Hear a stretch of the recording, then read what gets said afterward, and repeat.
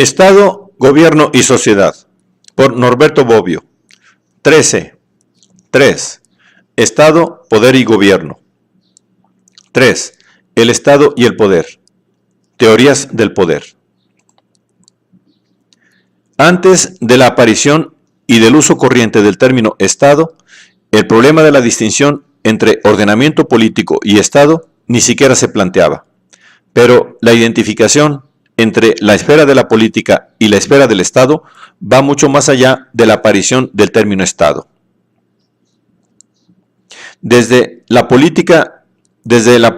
Methodice Digesta de Johannes Althusius de 1603 hasta la política de Heinrich von Treitschke de 1874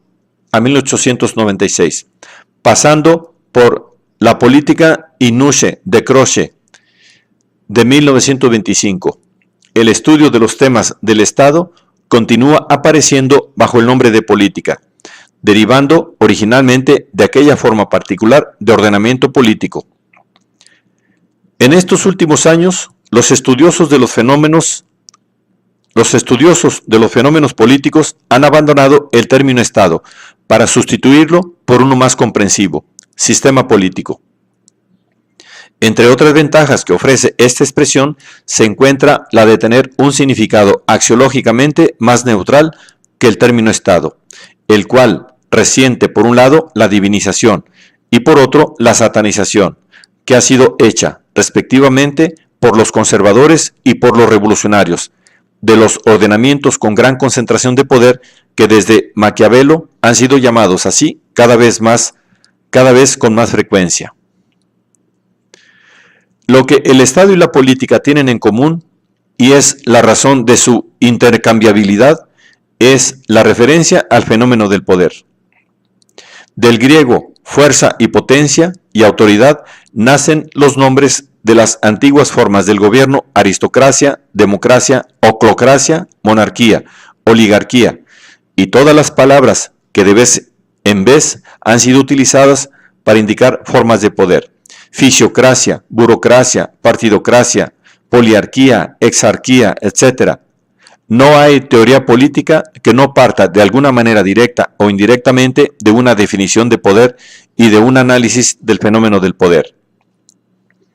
Tradicionalmente, el Estado es definido como el portador de la summa potestas, poder supremo, y el análisis del Estado se resuelve casi totalmente en el estudio de las diferentes potestades que le competen al soberano. La teoría del Estado se entrelaza con la teoría de los tres poderes: legislativo, ejecutivo, judicial, y de sus relaciones. De acuerdo con un texto canónico de nuestros días, Power and Society, Poder y Sociedad, de Laswell y Kaplan, de 1952, el proceso político es definido como la formación, la distribución, el ejercicio del poder. Si la teoría del Estado puede ser considerada como una parte de la teoría política a su vez puede ser considerada como una parte de la teoría del poder. En la filosofía política, el problema del poder ha sido presentado bajo tres aspectos, con base en los cuales se pueden distinguir tres teorías fundamentales del poder: sustancialista, subjetivista y relacional. Una típica interpretación sustancialista del poder es la de Hobbes, según la cual el poder de un hombre son los medios que tiene en el presente para obtener algún aparente bien futuro. Que estos medios sean dotes naturales, como la fuerza y la inteligencia, o bien adquiridas, como la riqueza, no cambia el significado específico del poder, entendido como algo que sirve para alcanzar lo que es objeto de nuestro deseo. Semejante es la muy conocida definición de Bertrand Russell en 1938, de acuerdo con la cual el poder consiste en la producción de los efectos deseados, y cuanto tal puede adoptar tres formas: poder físico y constructivo, que tiene su expresión concreta más visible en el poder militar; psicológico, con base en amenazas de castigos o promesas de recompensas, en el que consiste principalmente el dominio económico y mental, aquel que se ejerce mediante la persuasión o la disuasión, y tiene su forma elemental y presente, en todas las sociedades mediante la educación. Una típica interpretación subjetivista del poder es la expuesta por Locke en 1694, quien, por poder, no entiende la cosa que sirve a alcanzar el objetivo, sino la capacidad del sujeto de obtener ciertos efectos, por lo que se dice que el fuego tiene el poder de fundir los metales,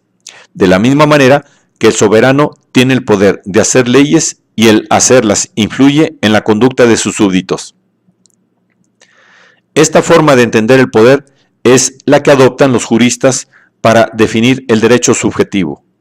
Que un sujeto tenga un derecho subjetivo quiere decir que el ordenamiento jurídico le atribuyó el poder de obtener ciertos efectos. Ahora bien, la interpretación más utilizada en el discurso político contemporáneo es la tercera, que se refiere al concepto relacional de poder y para la cual, por poder, se debe entender una relación entre dos sujetos de los cuales el primero obtiene del segundo un comportamiento que éste de otra manera no habría realizado. La más conocida y sintética de las definiciones relacionales es la de Robert Dahl. La influencia, concepto más amplio que abarca al de poder, es una relación entre actores, en la que uno de ellos induce a los otros a actuar de un modo en el que no lo harían de otra manera. 1963. En cuanto relación entre dos sujetos, el poder así definido está estrechamente ligado al concepto de libertad, de manera que los dos conceptos pueden ser definidos uno mediante la negación de otro, de la siguiente forma. El poder de A implica la no libertad de B. La libertad de A implica el no poder de B. Las formas de poder y el poder político. Una vez ubicado el concepto de Estado en el de política y el concepto de política en el de poder, debemos distinguir ahora el poder político de todas las otras formas que puede asumir la relación de poder. La teoría política de todos los tiempos se ha ocupado de este tema con infinitas variaciones. La tipología clásica, transmitida durante siglos, es la que se encuentra en la política de Aristóteles, donde se distinguen tres tipos de poder con base en el criterio de la esfera en la que se ejerce: el poder del padre sobre el hijo, del amo sobre el esclavo, del gobernante sobre los gobernados. Aristóteles agrega que los tres tipos de poder también se pueden distinguir con base en el diferente sujeto que se beneficia del ejercicio del poder. El poder paternal es ejercido en interés de los hijos, el patronal o despótico en interés del amo, el político en interés de quien gobierna y de quien es gobernado, de donde derivan las formas corruptas de régimen político donde el gobernante, convertido en tirano, únicamente gobierna para su provecho. Esta tipología ha tenido relevancia política porque ha servido para proponer dos esquemas de referencia para definir las formas corruptas de gobierno. El gobierno paternalista o patriarcal, en el que el soberano se comporta con los súbditos como un padre, y los súbditos son tratados eternamente como menores de edad. La crítica más célebre a esta forma de gobierno fue hecha por Locke, en el segundo de los dos ensayos sobre el gobierno civil, 1690, en polémica con el patriarca de Robert Filmer, 1680, y fue retomada por Kant, con la crítica del Estado eudemonológico, que se preocupa por la felicidad de sus súbditos en vez de limitarse a garantizarles la libertad. El gobierno despótico, en el que el soberano trata a los súbditos como esclavos, a los que no se les reconocen derechos de ninguna especie, esta forma de gobierno ya fue claramente señalada por Aristóteles, que la consideró adecuada para los pueblos esclavos por naturaleza, como son los orientales, los bárbaros, los cuales soportan el peso del poder opresivo sin lamentarse o rebelarse, y tendrá reconocimiento pleno siempre en referencia a los pueblos orientales en Montesquieu y Hegel. La tripartición de las formas de poder en paternal, despótico y civil es una de las partes de la teoría política clásica y moderna. En sus obras políticas, Hobbes, antes de tratar del poder civil, analiza el gobierno familiar y el gobierno patronal. Locke comienza el segundo ensayo manifestando el propósito de buscar en qué cosas se distingan el poder del padre sobre sus hijos, del capitán de una galera sobre los galeotes, que es la forma moderna de esclavitud, del gobierno civil. Sin embargo, el estudio de Locke se distingue del de Aristóteles por el diferente criterio de diferenciación, que se refiere al diverso fundamento de los tres poderes. Hoy se diría del diferente principio de legitimidad. El poder del padre es un poder cuyo fundamento es natural en cuanto deriva de la procreación. El patronal es el efecto del derecho de castigar a quien se ha hecho culpable de un delito grave y por tanto es acreedor a una pena igualmente grave como la esclavitud. El poder civil, únicamente entre todas las formas de poder, entre todas las otras formas de poder, está fundado en el consenso manifiesto y tácito de quienes son sus destinatarios. Como se puede apreciar, se trata de las tres formas clásicas del fundamento de toda obligación: ex natura, ex delicto, ex contractu. Esta división clásica, a pesar de su éxito, no permite distinguir el poder político de otras formas de poder. Los dos criterios, el aristotélico, basado en el interés, y el lockeano, fundado en el principio de legitimidad, no son criterios analíticos sino axiológicos, en cuanto son útiles para distinguir el poder político como debería ser y no como es, las formas buenas de las formas corruptas. Tan es así que lo mismo Aristóteles que Locke deben reconocer que existen gobiernos en los que el poder es ejercido en las otras dos formas. Una teoría realista del poder político, como forma de poder diferente de cualquier otra, se forma mediante la elaboración, debida a los juristas medievales, del concepto de soberanía o summa potestas. Mientras la sociedad antigua no conoce más que una sociedad perfecta, el Estado que abarca a todas las otras sociedades menores, la sociedad medieval conoce dos: el Estado y la Iglesia. La disputa secular sobre la preeminencia de uno o de otra exige una delimitación de las dos esferas de competencia y por tanto de dominio, y consecuentemente la delimitación de los caracteres específicos de las dos potestates. Se vuelve una opinión común la distinción entre la vis directiva, que es prerrogativa de la Iglesia, y la vis coactiva, que es prerrogativa del Estado.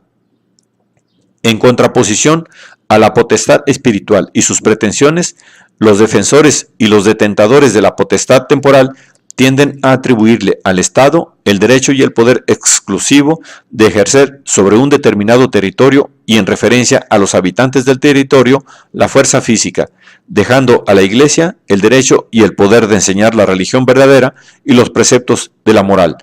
de salvaguardar la doctrina de los errores, de dirigir la conciencia hacia el logro de los bienes espirituales, el primero, entre todos, la salvación del alma. De esta manera, el poder político se identifica con el ejercicio de la fuerza y es definido como el poder que, para obtener los efectos deseados, retomando la definición hobbesiana, tiene derecho de servirse, si bien en última instancia como extrema ratio, razón extrema de la fuerza. Aquí, el criterio de distinción entre el poder político y el poder religioso de nueva cuenta es el medio utilizado para hacerlo valer. El poder espiritual se sirve de la amenaza de penas o de la promesa de premios ultraterrenales.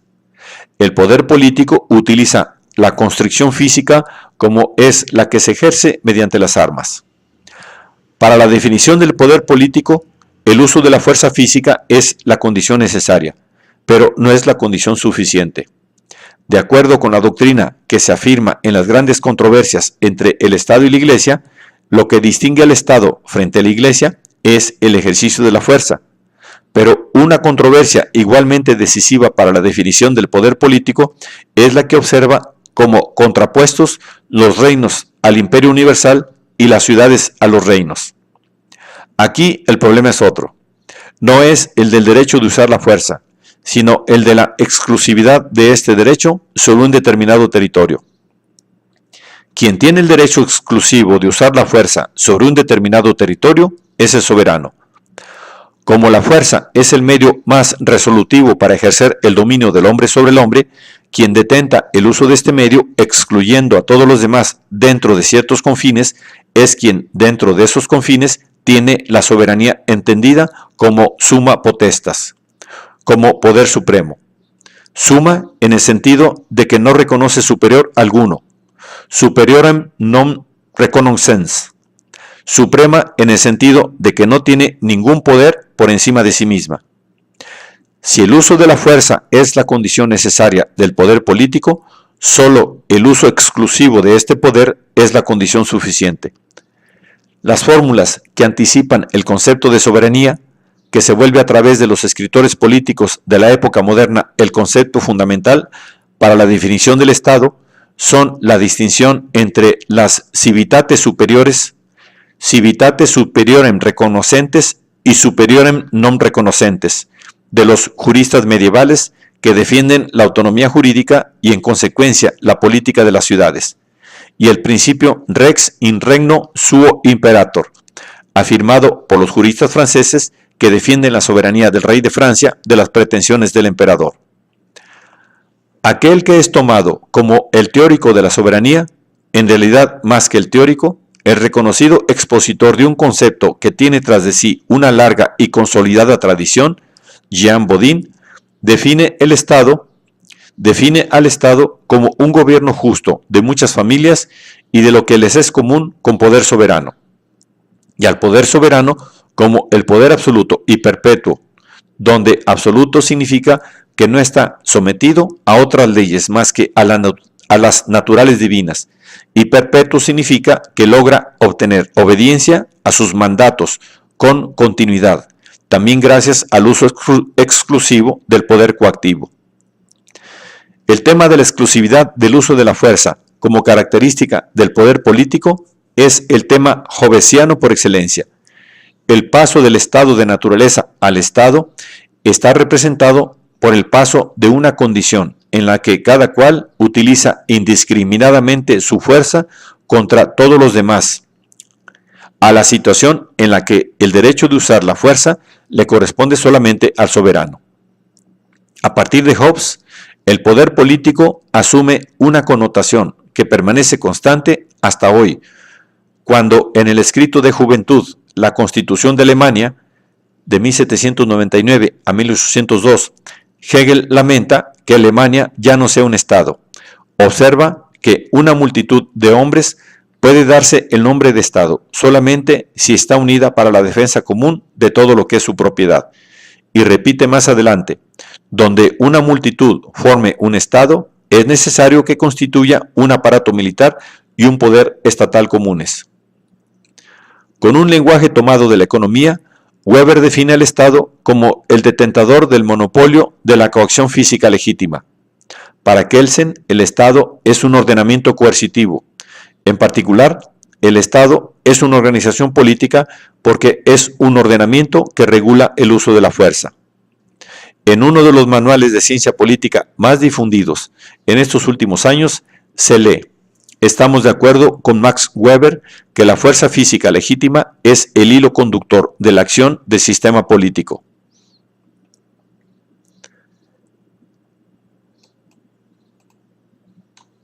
Las tres formas de poder. Desde el punto de vista de los diversos criterios que han sido adoptados para distinguir las diversas formas de poder, la definición del poder político como el poder que está en posibilidad de recurrir en última instancia a la fuerza y es capaz de hacerlo porque detenta su monopolio, es una definición que se refiere al medio del que se sirve quien detenta el poder para obtener los efectos deseados. El criterio del medio es el que se utiliza comúnmente porque permite una tipología a la vez simple y clara, la llamada tipología de los tres poderes, económico, ideológico y político, o sea, de la riqueza, del saber y de la fuerza. El poder económico es el que se vale de la posesión de ciertos bienes, necesarios o considerados como tales, en una situación de escasez, para inducir a quienes no los poseen a adoptar una cierta conducta, que consiste principalmente en la realización de un trabajo útil.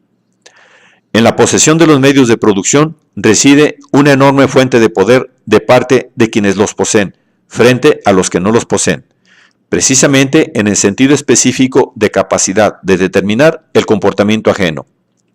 En cuanto a sociedad, donde existen propietarios y no propietarios, el poder del propietario deriva de la posibilidad que la posesión exclusiva de un bien le da de obtener que el no propietario, o propietario solamente de su fuerza de trabajo, trabaje para él bajo las condiciones que él imponga. El poder ideológico es el que se sirve de la posesión de ciertas formas de saber, doctrinas, conocimientos, incluso solamente de información o de códigos de conducta, para ejercer influencia en el comportamiento ajeno e inducir a los miembros del grupo a realizar o dejar de realizar una acción. De este tipo de condicionamiento deriva la importancia social de quienes saben: los sacerdotes en las sociedades tradicionales, los literatos, los científicos, los técnicos, los llamados intelectuales, en las sociedades secularizadas, porque mediante los conocimientos que ellos difunden o los valores que predican e inculcan, se realiza el proceso de socialización del que todo grupo social tiene necesidad para permanecer unido. Lo que tienen en común estas tres formas de poder es que ellas contribuyen conjuntamente a instituir y mantener sociedades de desiguales, divididas en fuertes y débiles, con base en el primero, en ricos y pobres con base en el segundo, en sapientes e ignorantes con base en el tercero, genéricamente entre superiores e inferiores. Después de todo, definir el poder político como el poder cuyo medio específico es la fuerza, sirve para hacer entender por qué siempre haya sido considerado el poder supremo, o sea, el poder cuya posesión distingue en toda sociedad al grupo dominante. En efecto, el poder coactivo es aquel del que todo grupo social tiene necesidad para defenderse de ataques externos o para impedir su disgregación interna. En las relaciones entre los integrantes de un mismo grupo social, a pesar del estado de subordinación que la expropiación de los medios de producción crea en los expropiados, a pesar de la adhesión pasiva a los valores transmitidos de parte de los destinatarios de los mensajes emitidos por la clase dominante, solo la utilización de la fuerza física sirve para impedir la insubordinación y para apaciguar toda forma de desobediencia. En las relaciones entre los grupos sociales, no obstante la presión que puede ejercer la amenaza o la ejecución de sanciones económicas para persuadir al grupo adversario o desistir de un comportamiento considerado nocivo u ofensivo, en las relaciones entre grupos, los condicionamientos de naturaleza ideológica cuentan menos. El instrumento decisivo para imponer la propia voluntad es el uso de la fuerza, es decir, la guerra. Estas distinciones entre los tres tipos principales de poderes sociales, si bien manifestada de diferentes maneras, es un dato casi constante en las teorías sociales contemporáneas, en las cuales el sistema social en su conjunto aparece directa o indirectamente articulado en tres subsistemas: la organización de las fuerzas productivas, la organización del consenso y la organización del poder coactivo. Incluso la teoría marxista puede ser interpretada en este sentido. La base real comprende el sistema económico, mientras la superestructura, escindiéndose en dos momentos diferentes, abarca el sistema ideológico y el más propiamente jurídico-político, del que Marx, es necesario no olvidarlo, toma sobre todo el aspecto represivo, resaltando especialmente el aparato de coacción. El sistema gramsciano es más claramente tricotómico, donde el momento superestructural es distinguido en dos momentos: el momento de la hegemonía o del consenso, que es llamado sociedad civil, y el momento del dominio o de la fuerza, llamado Estado. Por lo demás, durante siglos, los escritores políticos han distinguido el poder espiritual, que hoy se llamaría ideológico, del poder temporal, y siempre han interpretado el poder temporal constituido por la conjunción del dominium, que es el poder sobre las cosas, constitutivo del poder económico, con el imperium, que es el poder de mando sobre los hombres, constitutivos del poder político en sentido estricto.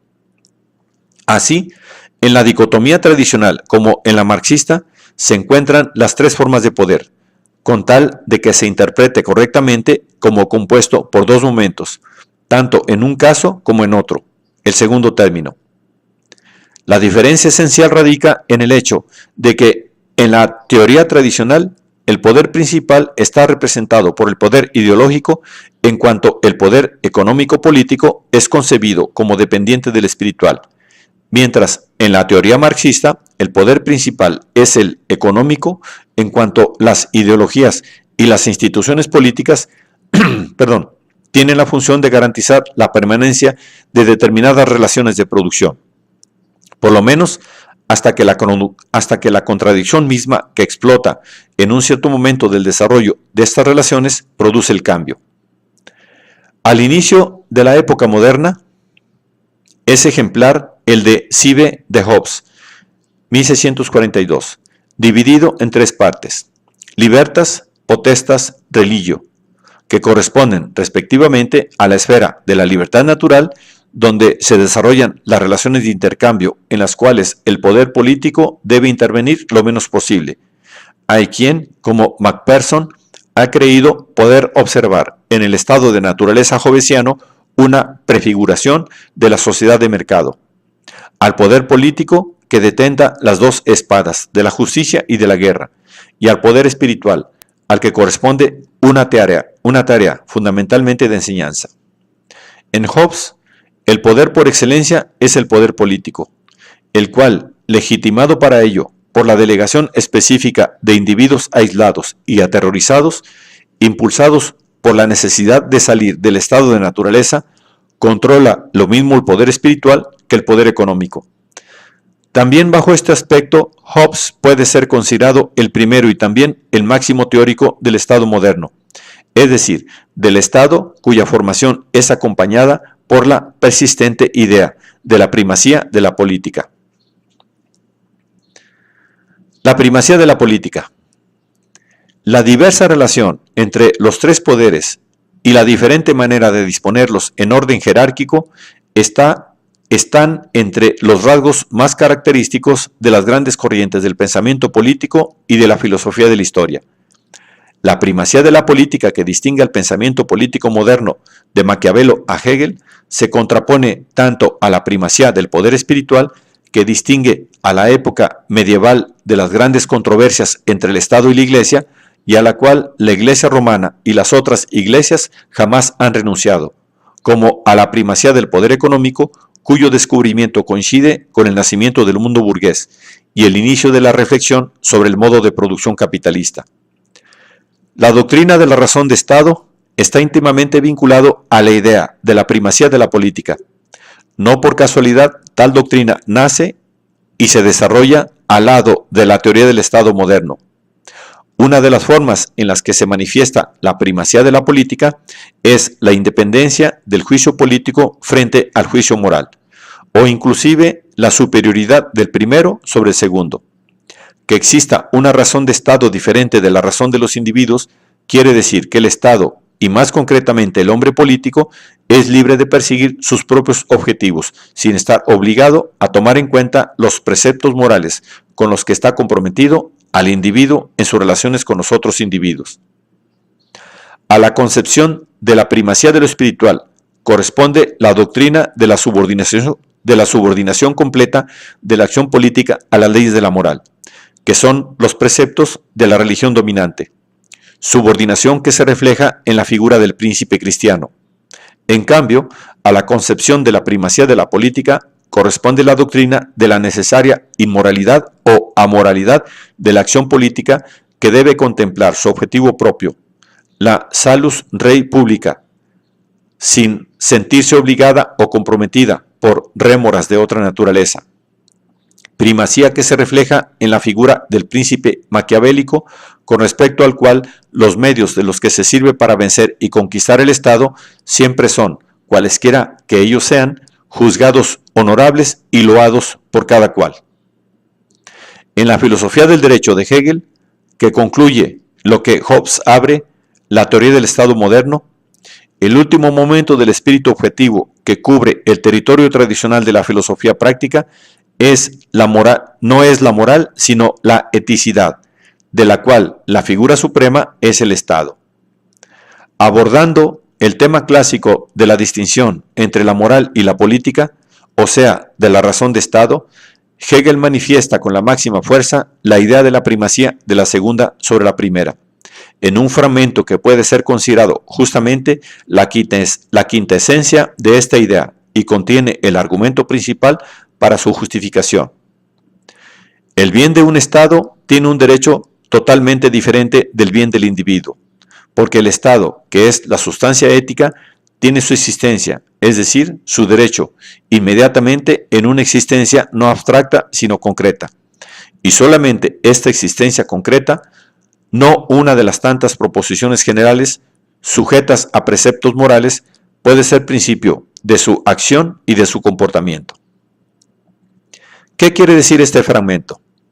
Significa que el principio de acción del Estado debe ser buscado en su propia necesidad de existencia, que es la condición misma de la existencia, no solo de la existencia, sino también de la libertad y del bienestar de los individuos. Prueba de ello es que el tribunal que juzga las acciones del Estado no es ni el externo instituido por el propio Estado para juzgar las acciones de los súbditos, ni el que cada individuo erige en su interior para responder a su conciencia o a su Dios, sino el tribunal de la historia universal, cuyos sujetos no son los individuos, sino los estados.